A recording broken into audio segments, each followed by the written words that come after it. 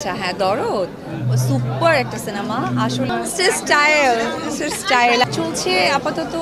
এখন সময় দিচ্ছি আমাকে, আমার সন্তানকে, আর কিছু টুকটাক কাজ চলছে, ওপেনিং, ফটোশ্যুট, যেটা যথারীতি সবসময় আমাকে দেখে থাকে।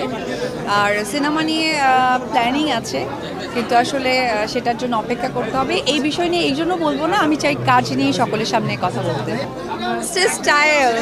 স্টাইল আর কিছুই না। দুজনে ম্যাচিং করে আসছে।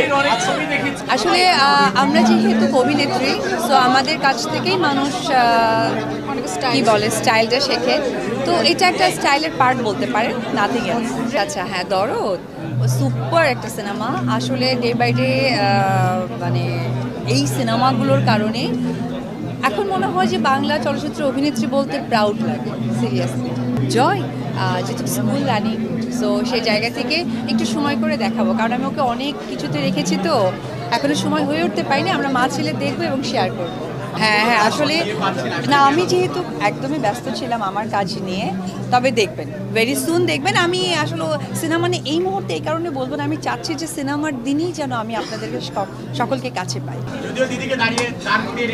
না না না না না, এখানে যারা ক্যামেরায় আছেন তারা সকলেই আমার পছন্দের ভালোবাসার মানুষ, তাদের সাথে আমি থাকতে পেরে আনন্দিত।